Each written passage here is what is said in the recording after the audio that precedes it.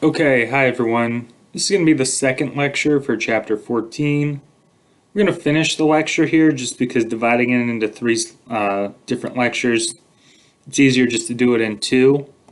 So last time we finished looking at the benefits that are associated with the homeowner's exclusion. We looked at the different scenarios and outcomes with that.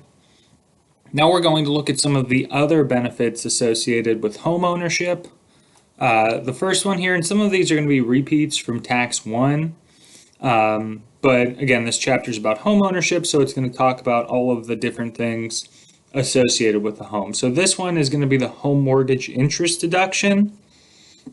So basically, taxpayers are allowed to deduct qualified interest they pay on their home mortgage as an itemized deduction. However, you have to itemize to receive this benefit, and it revolves around interest paid on acquisition indebtedness, which is basically debt that's secured by the residence, that is your principal residence, and on an other residence. So this is going back to the idea here of residence versus non-residence. Now, a loan secured by the home after the taxpayer has acquired or constructed the home, namely a home equity loan, is considered acquisition indebtedness. However, this is only the case insofar that the proceeds from the loans are used to substantially improve the home. So a home equity loan, basically you have equity in your house. Let's just say you buy your house for 200 grand, right? You put a down payment down of 25 grand, and then over a 5-year period, you pay off 75 grand, right? So you owed 200 originally, now you owe 100. But you say my home is worth 200, but I only owe 100. That remaining 100, that's my equity in the home, what I own in the home, and you can take a loan out against that as collateral. That's called a home equity loan. And essentially, when you get that money, a home equity loan or a home equity line of credit, in that case, it's secured by the residence, so it would qualify, but you need to make sure that the proceeds, right, if you just straight up get the cash from it, are used to basically improve the home. So maybe you use the proceeds to build a bathroom or update the kitchen. If instead you were to use the proceeds, for example, to buy a car or go on a vacation or pay off debt, that's not going to be qualified in that case. So because of the TCJA, we have to look at the date of the acquisition indebtedness. So basically, if you took out the loan before 12/15/17, you can deduct up to $1 million worth of interest that's accrued from the $1 million. If it's after that date, it's $750,000.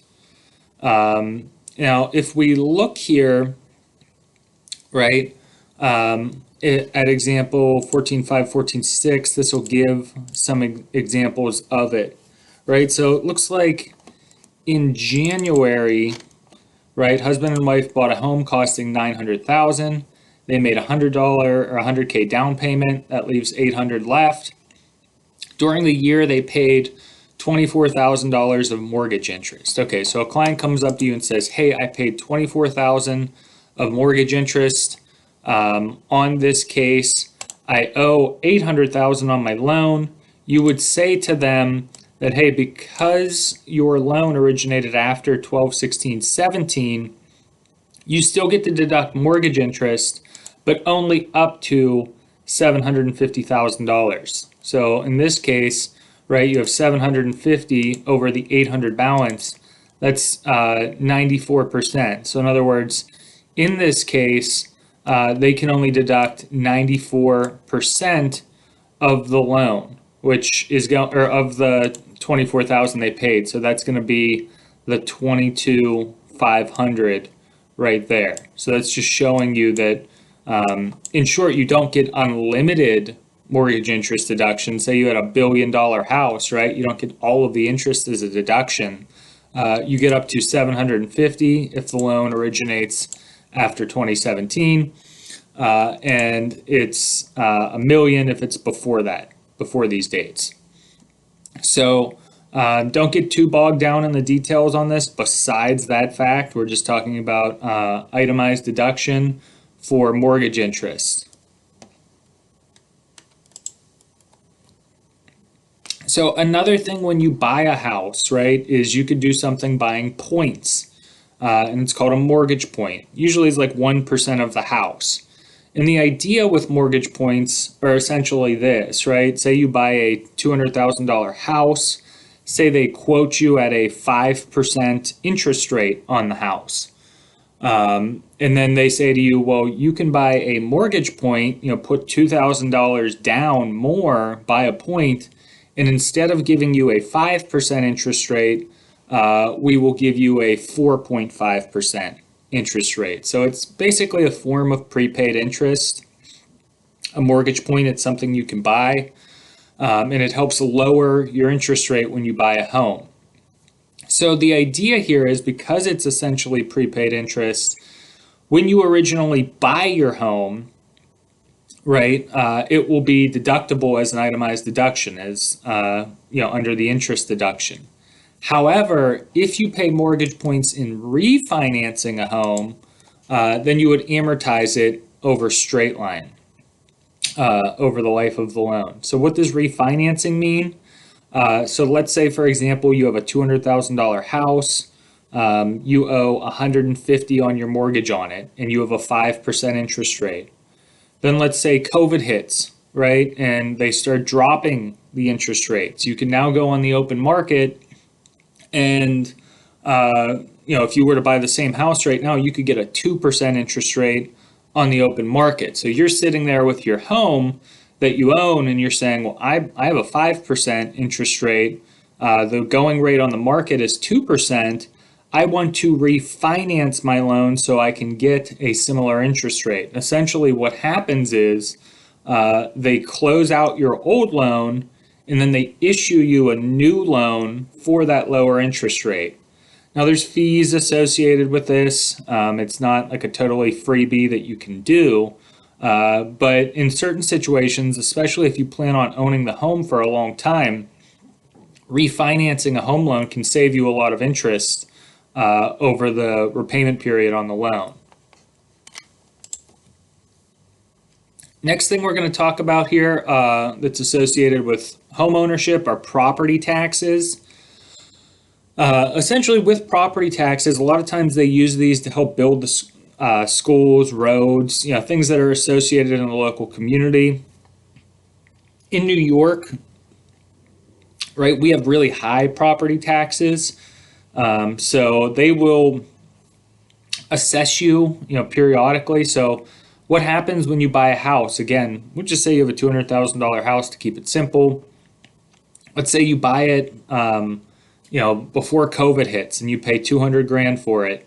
And let's just say for every $100,000 you're assessed, let's say you pay $2,000 in property taxes. That's kind of like what a normal state would do, right? But in New York, it's probably actually double that.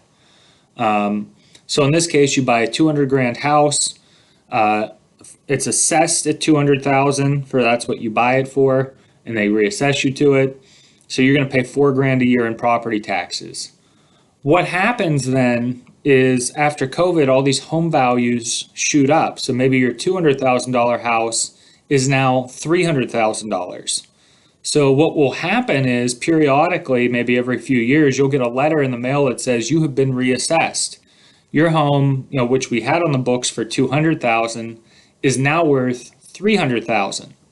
Accordingly, your property taxes are going to go up 1/3. So you're going to go from paying 4 grand a year to 6 grand a year. And this is like really common thing that happens in New York. I've seen people get reassessed, every year, every other year, because the rates here are so sensitive and high. They'll reassess you for like 5 or 10 grand because they'll get 500 or $1,000 more from you over the year. So it's give and take. There's good and bad with it, but that's just, what we're talking about when we're saying property taxes, what they are, how they work. Now, how you deduct these depends on the capacity of the taxpayer. If you're a self-employed taxpayer and the property's in your business, right, you would deduct them as an expense on Schedule C. If you're a landlord, it's a rental property, you're going to deduct them on Schedule E. Everybody else, you're going to take it as an itemized deduction on Schedule A.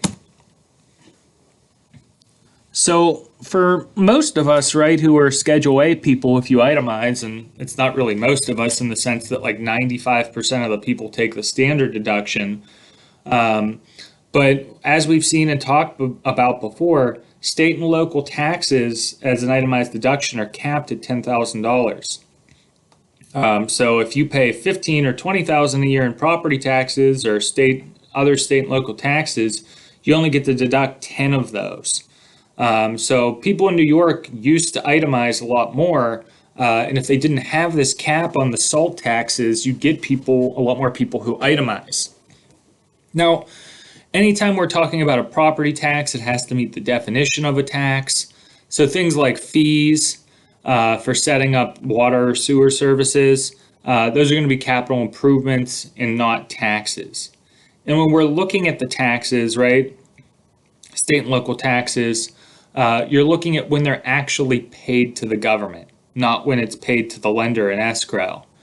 How it works with property taxes, let's just say you owe $5,000 a year in property taxes on your house. That gets rolled into your monthly mortgage payment. So in other words, let's say you owe $1,000 a month on your mortgage, right? Not all of that is going towards the principal. Maybe 700 of it is going towards the principal. 100 of it is going towards homeowners insurance, and then 200 of it is going towards property taxes.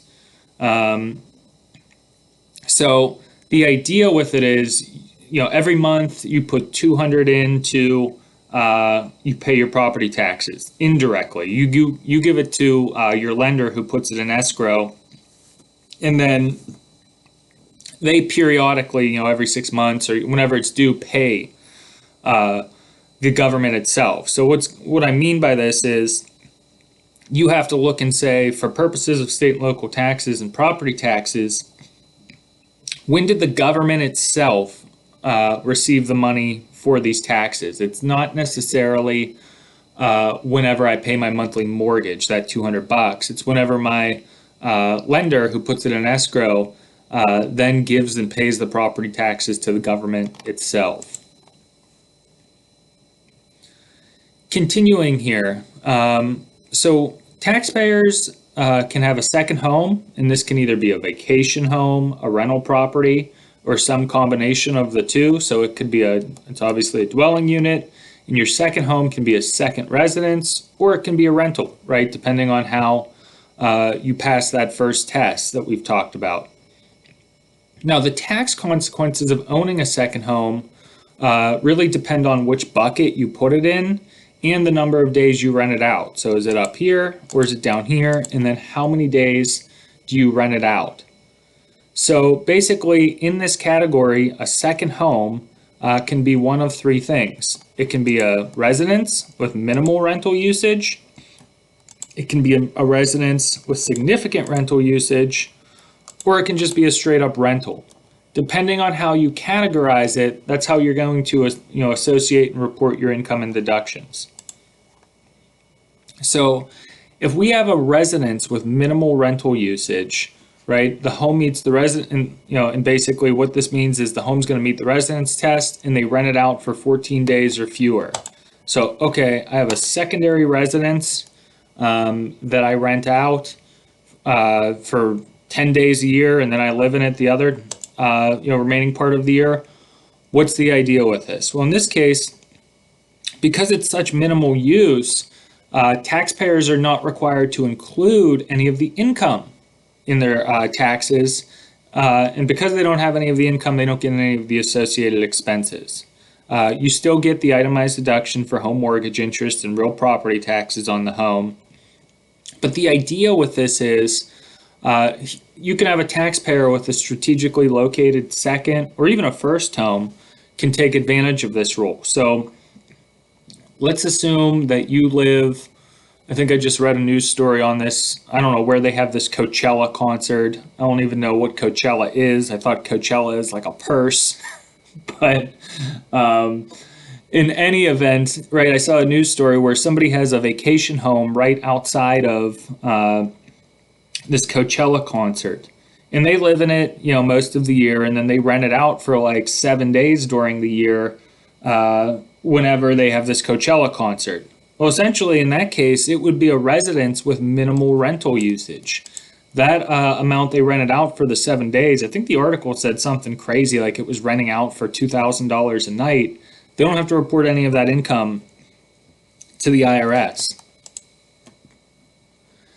Now, the next category here is a residence with significant rental usage. So in other words, we're in this bucket still, we're residents, but we use it for more than 14 days. So if it's below 14 days, don't have to report the income, don't get any deductions. If it's more than that amount, we'll see what it says here.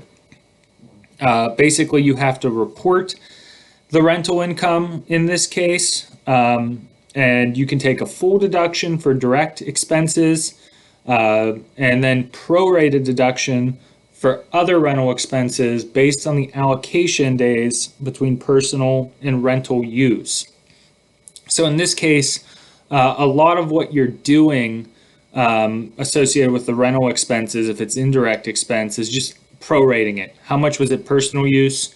How much was it rental use? You would do like rental use over the total amount, and you would multiply it times the expense. Now they have kind of a tiering system here. I'm not as concerned about these tiers, the ordering of it. So I have here, with regard to rental expenses with this type of property, if gross rental revenue is greater than direct rental expenses plus the allocated rental expenses, then you can deduct the expenses in full. Basically, in this case, you still have reportable income, right? If gross rental revenue is less than the expenses and the allocated ones, the expenses are limited. Here, the taxpayer classifies each of the rental expenses into tiers, and thereafter follows ordering rules. So in this case, right, it's kind of like you're at an NOL. In this case, if you're profitable, so if you're still profitable, you get to deduct the expenses in full to the extent you follow the rules of direct rental expenses and then prorated other expenses. And if you're at an NOL, you have to follow these tiers of rules right here. Now the idea here is with the tiers, right, the taxpayer is going to deduct tier 1 expenses in full, tier 2 expenses are limited, and then tier 3 expenses are also limited. I'm not going to give you, you might have to know what's in the tiers, right? But I'm not going to give you some question where I jumble it up and you have to work your way through it. In this case, I'm more just concerned of the basic high-level overview that you know what's the deal with a residence with significant rental usage. You report the income, you do get deductions, but generally the deductions are going to be prorated. So as discussed, right, most expenses associated with rental use, they have to be allocated. How do we actually allocate these? So in this case, it's going to be the expense times the rental days over the total days. That's going to be the general rule. If you have mortgage interest and real property taxes, there's differing ways whether you follow the IRS or tax court method. So in other words, most indirect expenses, you're going to follow this rule. If you're dealing with mortgage interest and property taxes, it depends on if you're going to follow the IRS method or the tax court method. And you can see the real difference here between them is just going to be this denominator, total days used versus days in the year. So generally most expenses that you're prorating, same formula here. If it's mortgage and property, the IRS has one way and the tax court has one way. So this is just showing, Schedule E where you might report this on the tax return. And then finally here with a non-residence, this is pretty straightforward, right? In this case, it's going to be a traditional rental property. You include all the rental income. You deduct all of the expenses on Schedule E, right? Now, if you have a loss, there's the passive activity loss rules. Not concerned about that right here. We're just talking about high-level overview. So this is just showing you the passive activity loss rules. There is an exception to that, the small landlord exception, which basically says, hey, if you're an active participant in the rental, you can deduct a loss up to $25,000 against ordinary income. There is a phase out on this. So for every 50 cents, the taxpayer's AGI, for every dollar the taxpayer's AGI exceeds 100,000, it's going to be reduced by 50 cents. So just to summarize that, right, we said that when we're talking about a second home, whether it's a secondary residence or a rental, there's three ways we can categorize it. We have a residence, minimal rental usage, less than 14 days, don't report the income, don't get any expenses. We have a residence with significant rental usage, more than 14 days. We do report the income. With regard to the expenses, we're going to generally be doing an allocation of them. We said that there's an IRS method and a tax court method for certain expenses like property taxes. And then we said for a true rental, it's going to be what you would typically associate, a Schedule E where you report all of the income and you get all of the expenses. So the last 9 or 10 slides here, we're going to be talking about business use of a home. So as a starting point, right, if you're, and what we're really talking about here is the home office deduction. And the starting point here is going to be if you're an employee, you don't get any home office deduction.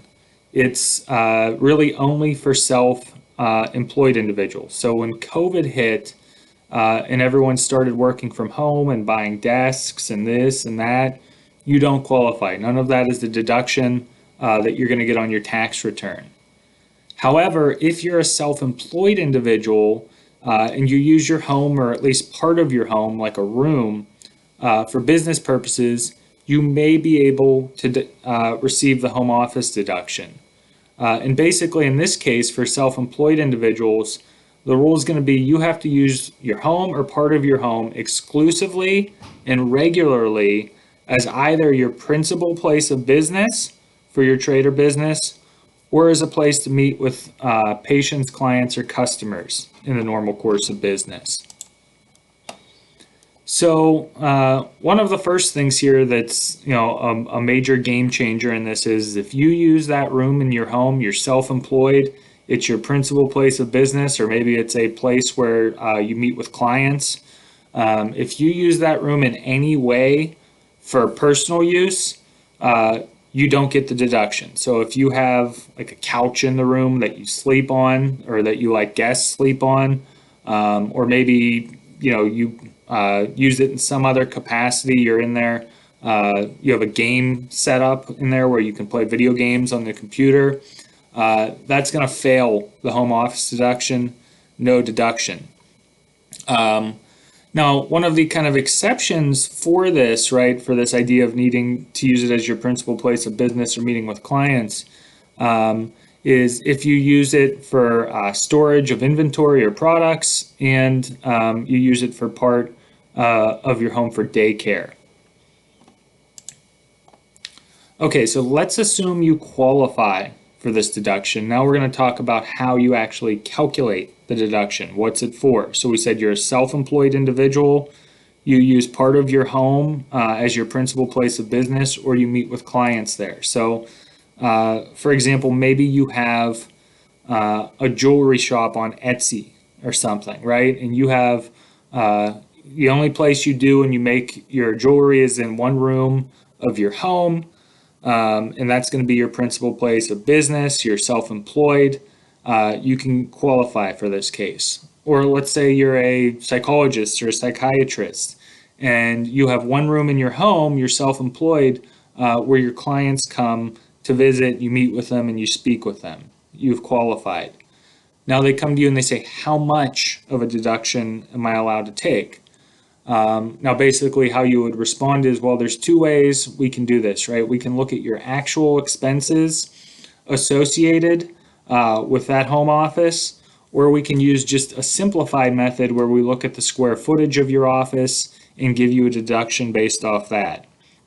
So, with regard to the actual expense method, we're really just looking at those direct and indirect expenses associated with that room in your house. So direct expenses are going to be fully deductible, and these are direct improvements or things you do to the room. So hey, maybe you paint the room, maybe you repair the room, right? In that case, it's going to be a direct expense, fully deductible. Indirect expenses are basically prorated based off the size of the room. So these are things like insurance, utilities, interest, property taxes, depreciation in this case. So let's say, for example, right, your entire home is 5,000 square feet. Your home office is 250 square feet. It's 5% of the home, right? Let's say that you have $5,000 in property taxes for the whole house. Well, then 5% of that, namely $250, you're going to get as a deduction as an indirect expense for the home office expense. So you can see this is a little bit more math. You have to track the direct expenses and then do some prorated calculations here. Again, tracking all of the expenses. In distinction, right, we have this thing called the simplified method. So this is a little bit more simplified. You don't get any deduction here for actual expenses, and basically what's going on here is, as long as your home office is 300 square feet or less, you basically just take the square footage of the room and you multiply it by $5 per square foot, and there you go. So the idea with this is, let's say you have a 200 square foot room, and that's your home office. Basically, you multiply it by $5 in that case. So if we were to do $200 times the $500, we would see in that case that you get $1,000 deduction. And in this case, if you use the simplified method, one of the interesting things is you're also allowed to separately deduct your mortgage interest and real property taxes as itemized deductions in that case. So it's not like if you use this, then you miss out on these other guys right here. Now they do have kind of tiering rules with it. Again, I'm not as concerned with these as I am the basic overall idea of like, how do you qualify for a home office? How do we calculate it? So this is just showing you those tiering rules.